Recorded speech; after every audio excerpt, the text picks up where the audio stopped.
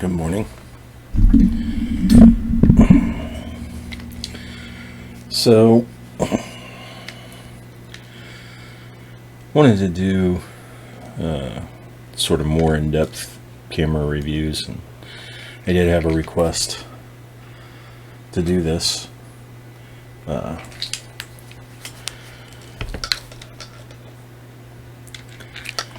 Fuji X-H1. I've had this camera now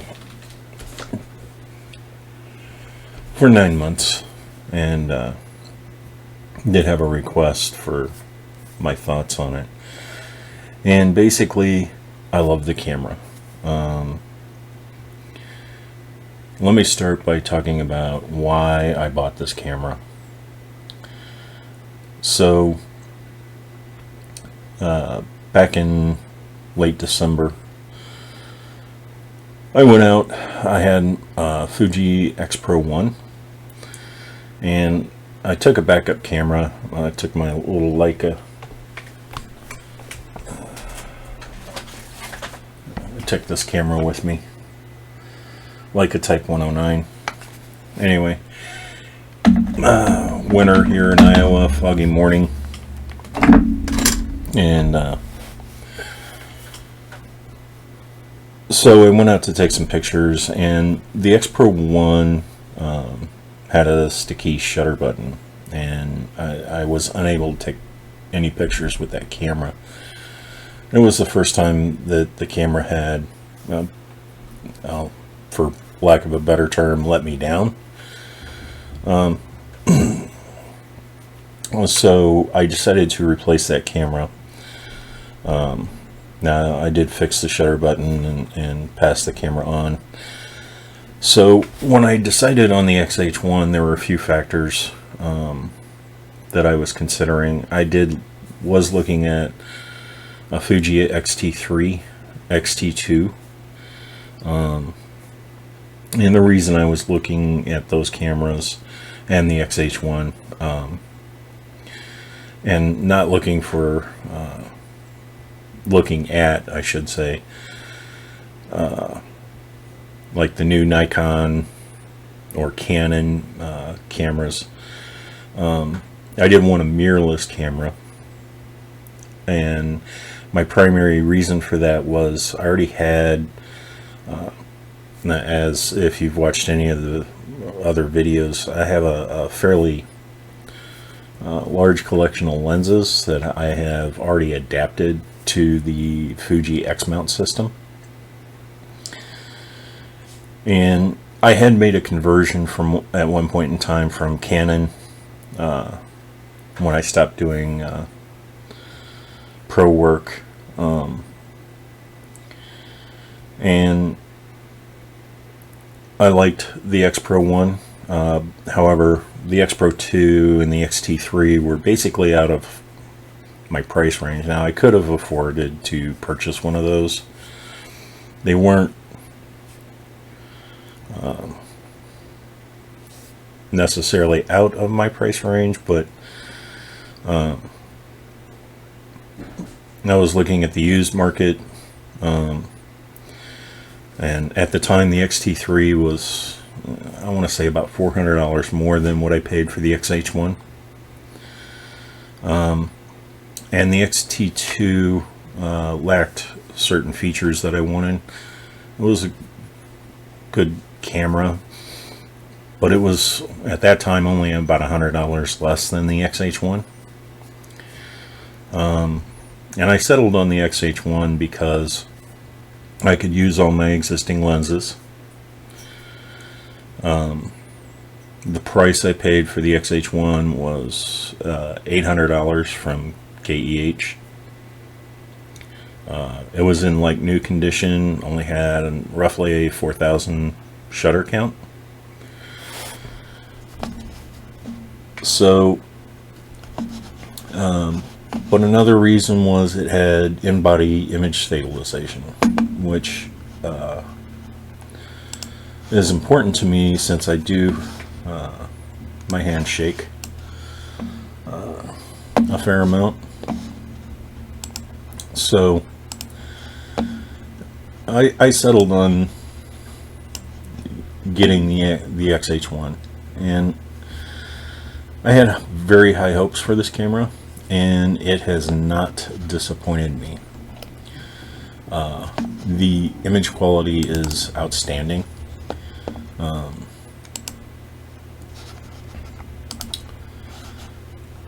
There are a lot of features on the XH1 that I don't use, but in the XH1 was supposed to be geared more for video centric, but it's also a highly capable stills camera. So anyway, those are the criteria that I had set. I wanted to be able to use all my existing lenses.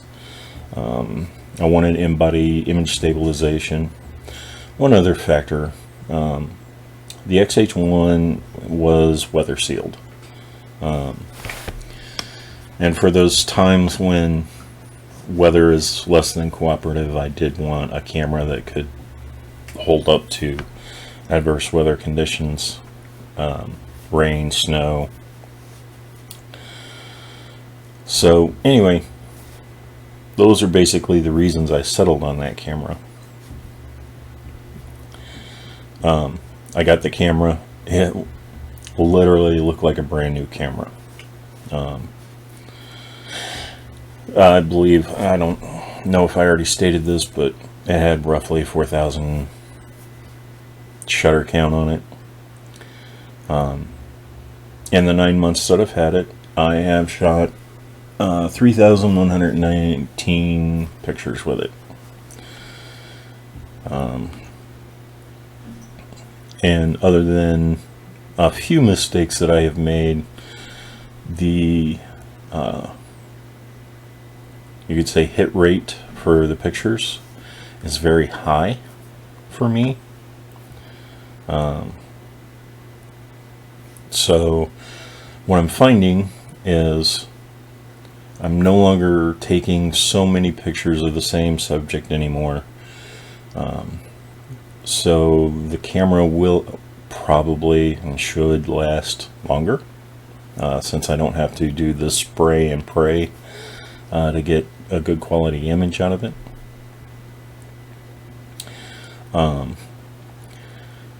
Using the camera, I really enjoy. Another reason I wanted a camera like this are those dials on top. Now, I know some people complain about the dials, but I like being able to set my ISO directly on the camera body with a physical dial. I can also control my shutter speed manually. And I can also, depending on the lens, if the lens has an aperture dial, I can dial that in. And since I use a lot of old lenses, you know, that's great. However, it does also support lenses that are apertureless, and I shouldn't say apertureless, but they are aperture electronically controlled. I only have one of those lenses. It's a Viltrox lens. You actually have to set the aperture setting using a control dial on the camera, and it displays the aperture right here, what the setting is. So, final judgment on this camera, I love it. I love how it works. I love the pictures that I get out of it. It's, 24 megapixel. I love the viewfinder in it. Another thing about it is it does have a diopter adjustment, so I can take my glasses off and shoot using the viewfinder and not have to wear my glasses. And I really enjoy that. So now I don't have strong glasses, but anyway.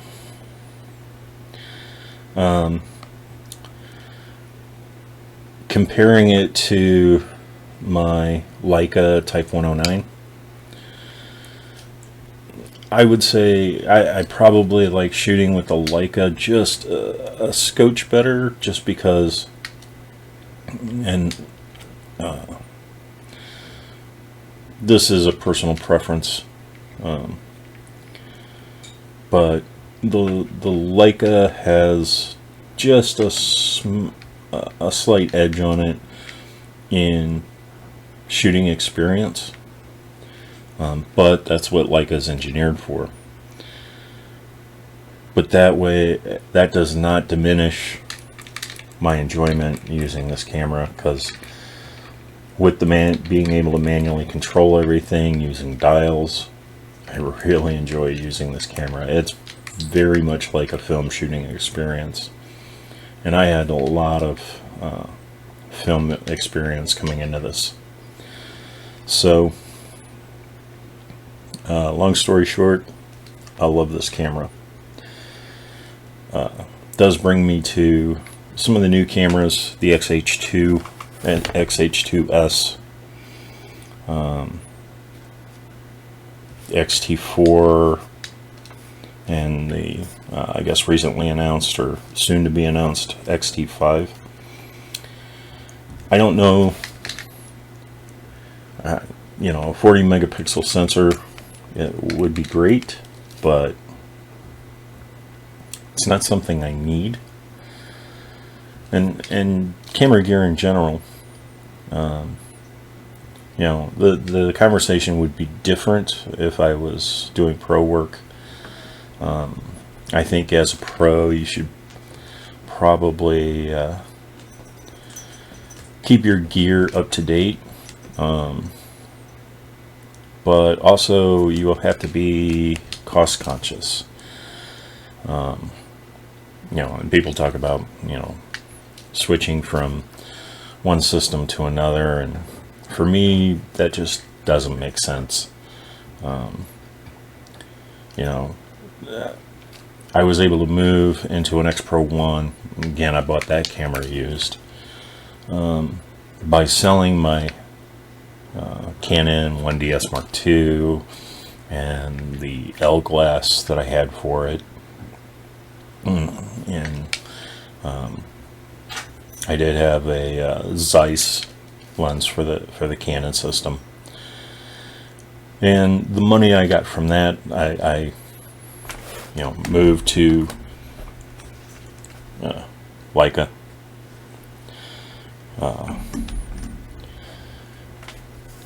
Now, the reason that I went from, or I decided to get the X Pro 1 and not just keep shooting with the Leica in general, was I wanted an interchangeable lens system.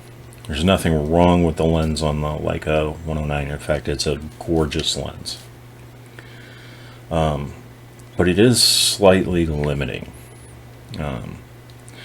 because you can't change the lens. And it's got a very useful focal range, but the focal range of the lenses that I can put on this camera, and the fact that I already had the lenses, definitely lent itself to getting, and this would apply to any mirrorless system. If you have lenses from older systems, adapting those lenses to a mirrorless camera is great. For years I waited to was waiting for the 35 millimeter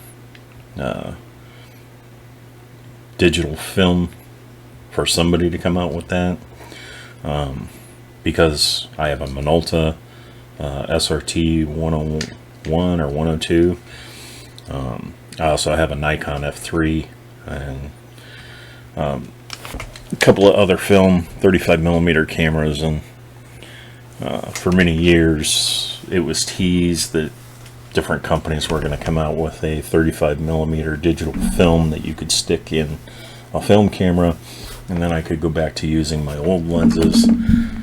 I like this Minolta Roker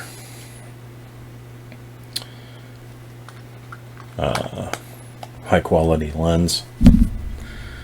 So anyway, long story short, I love my XH1.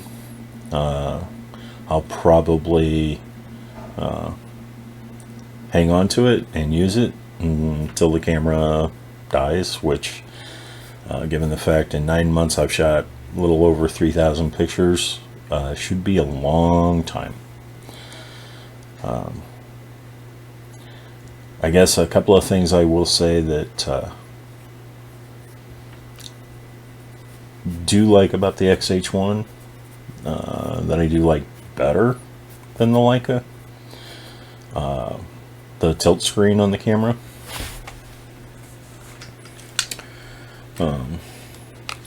Coming from the X Pro 1, the X Pro 1 did not have a tilty lens. The Leica doesn't have one either. So I haven't used it frequently, but when I do want to use it, it is very nice to have.